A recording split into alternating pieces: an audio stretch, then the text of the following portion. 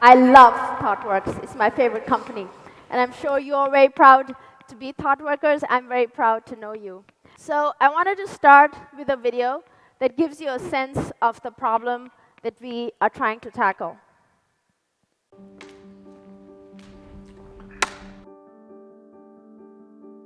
Hi, Erin. Hi. Okay, so I'm going to just give you some actions to do. I just do the first thing that comes to mind. Show me what it looks like to run like a girl. My hair.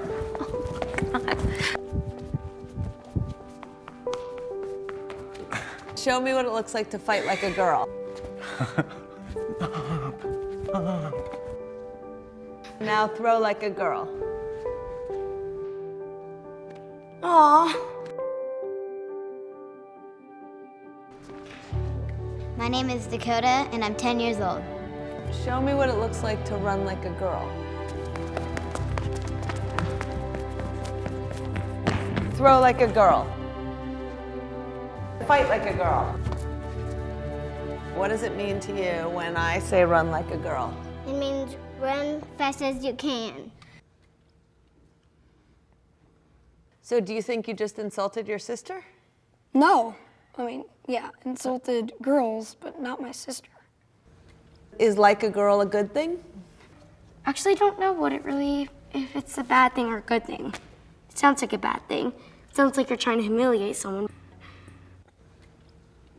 So when they're in that vulnerable time between 10 and 12, how do you think it affects them when somebody uses like a girl as an insult? I think it definitely drops their self-confidence and really puts them down, because during that time they're already trying to figure themselves out, and when somebody says you hit like a girl, it's like, well, what does that mean? Because they think they're a strong person.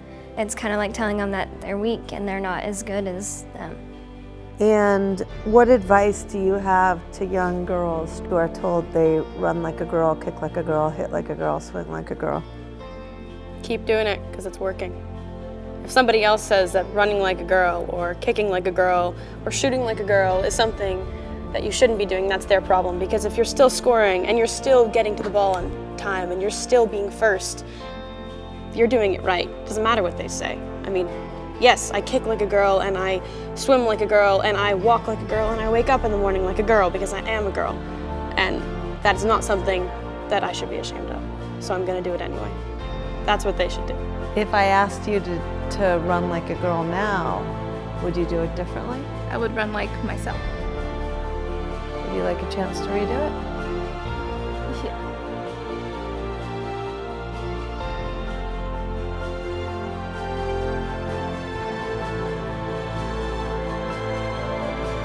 Why can't run like a girl also mean win the race?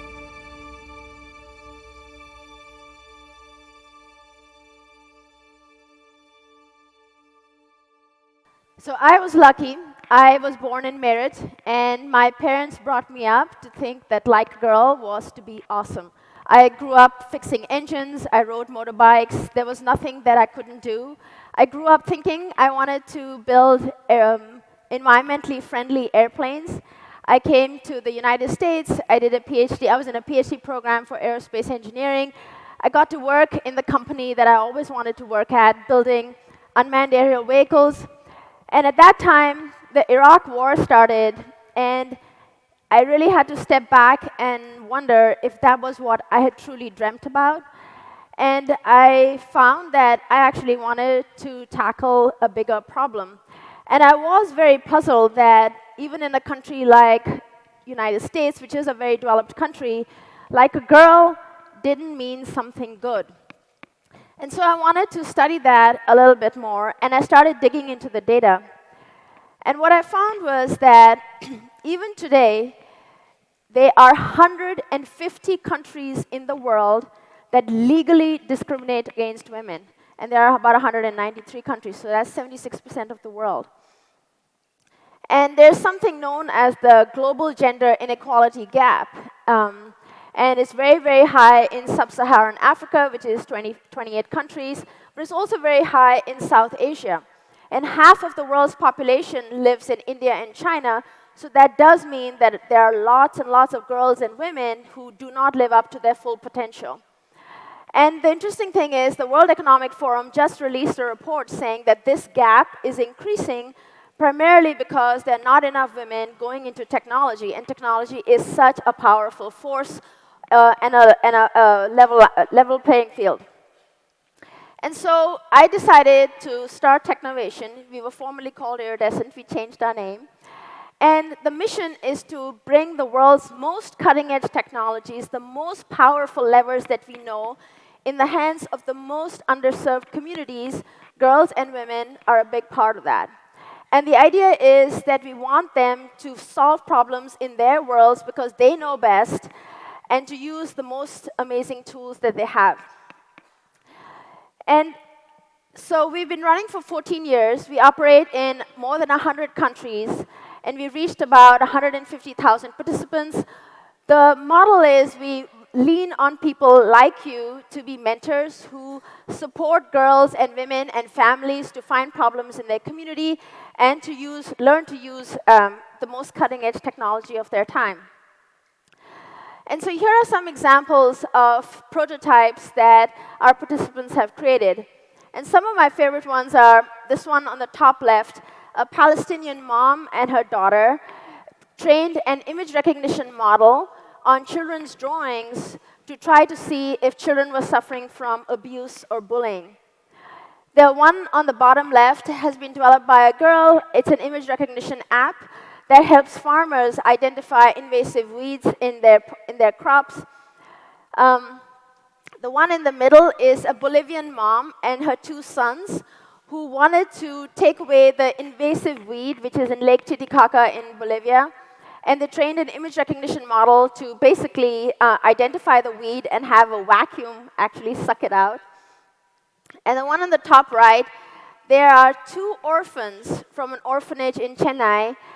And they partnered with a girl who's from a more affluent community, and they created an app for orphanages to be able to collect data of orphans and so that when they change social workers, their data remains intact and they don't have to start all from scratch. So we recently completed an analysis of 7,000 of these prototypes to try to see what were the problems that were surfacing more and more. And we began to see that there were a lot of problems and solutions around environmental conservation.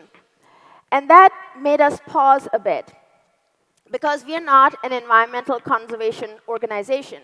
We are an education nonprofit. We support gender equality. And so as I started to dig a little bit deeper, here's what I found. So I found that poverty, gender inequality, human rights, violence against women, they are all connected to a much bigger, heavier problem. And that is that of climate justice. And I don't want to dwell too much on a message of gloom and doom, but this is all information that you have seen and are very familiar with. So the Lancet, which is one of the most reputable medical associations, they have been following the impact of the climate crisis on human health. And they found that because of all these changes that we are recently seeing, it will negate all the progress that we've had in health over the past 50 years. So, and this is not just specific to India. I'm from Silicon Valley. Every year we see more and more days where we have had record heat waves. And air pollution is again something that is becoming a bigger and bigger problem. The left image, of course, you recognize. The right one is from California. Last year, we had the biggest fire ever recorded in the history of the United States, which was the Paradise Fire. And this just keeps going more and more. Basically, before the Industrial Revolution, there weren't as many natural disasters, somewhere between 1 or 2, primarily earthquakes. And now, on a regular basis, every year, we have 400 natural disasters. The Kerala floods last year included in the Philippines, they displaced 6 million people.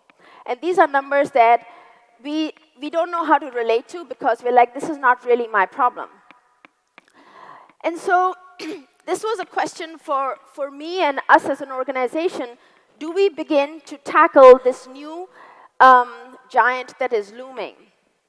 And I learned about this phrase from the former president of Ireland, Mary Robinson. And she says, climate justice means sharing the benefits and burdens equally.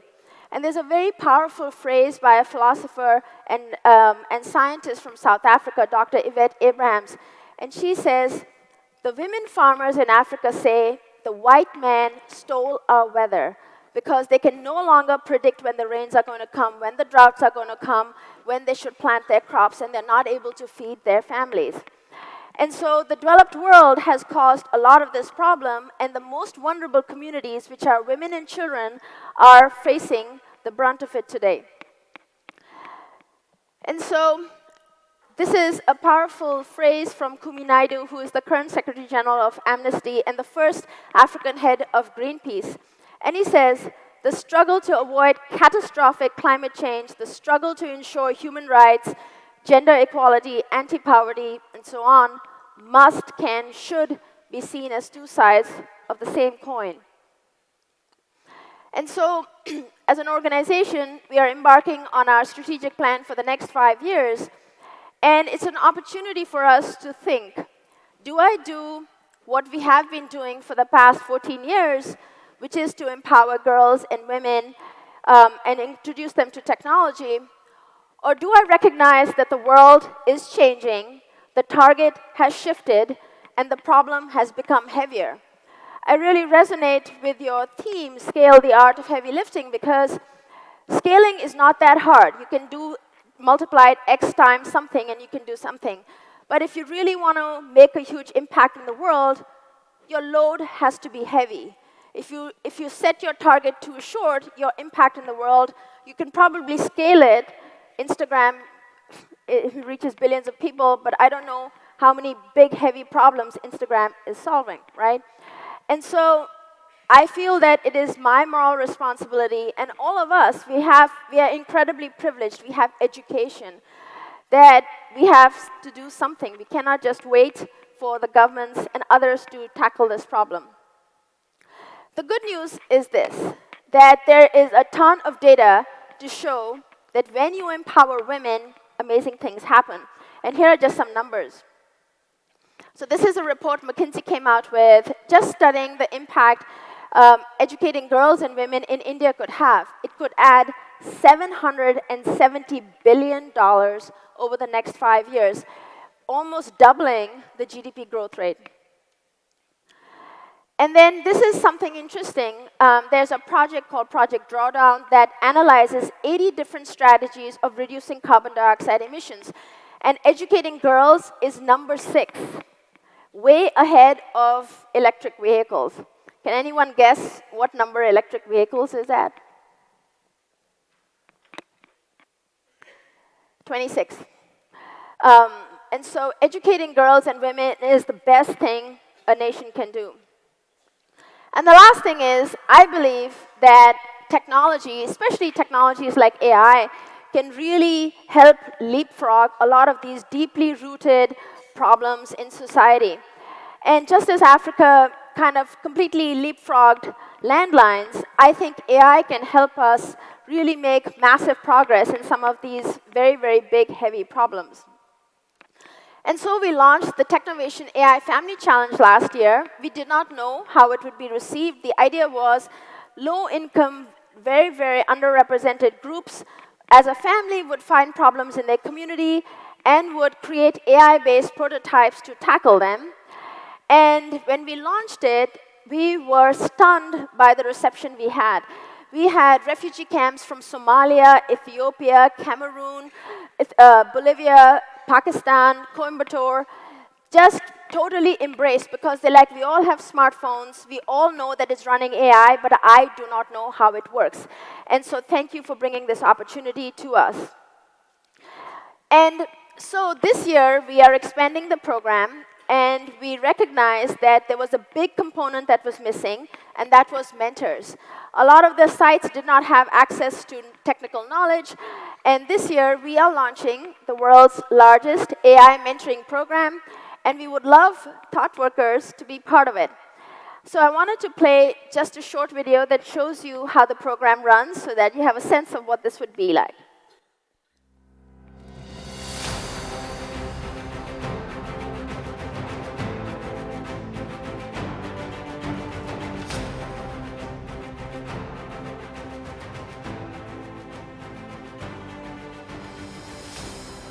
This whole program for me is like a way to go ahead and teach people that AI is a tool that can make your life better. Technology definitely plays a huge role in our lives now, and I definitely see it playing even a bigger role in the future.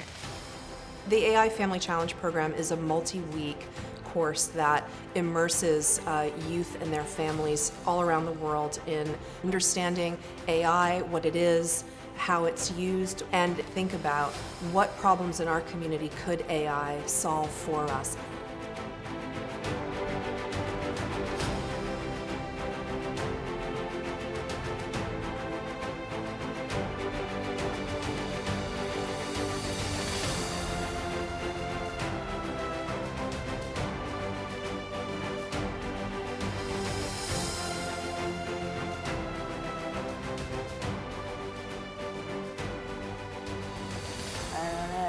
நிறைய இன்னும் புதுசாக கண்டுபிடிக்கணும் சொசைட்டிக்கு ரொம்ப ஹெல்ப்ஃபுல்லாக கண்டுபிடிக்கணும்.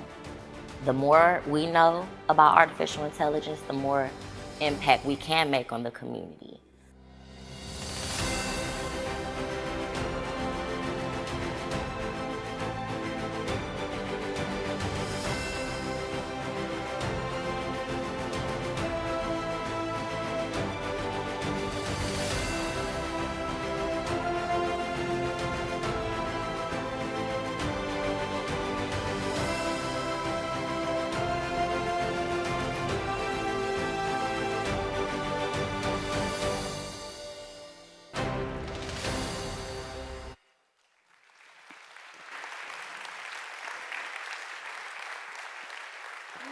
So I want to invite you to be mentors for these families that will be going through this program starting now over the next 10 weeks. And you do not need to have any AI background or technical background.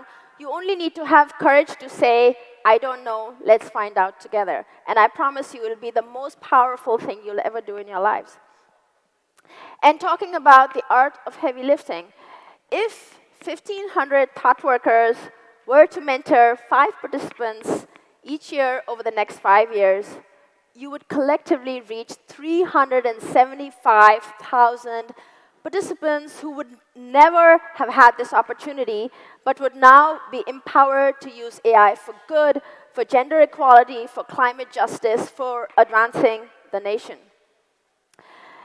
And so I want you to think about how to make this personal, because this goes beyond government's responsibility and the other person. So Kumi Naidu says this again: when our children in a decade look us in the eye and say, when the science said our future was at risk, what did you do to make a difference? What will you say? I'll end with this video.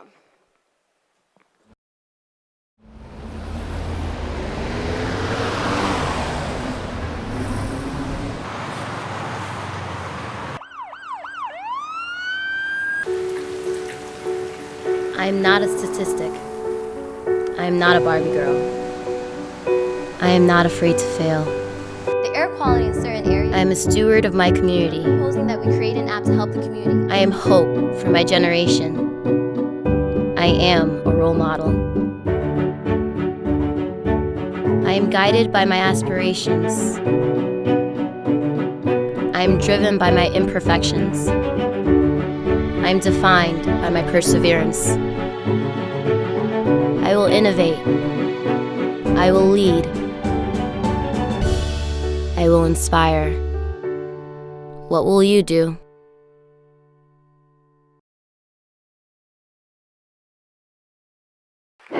So I ask you to make a commitment to make a difference.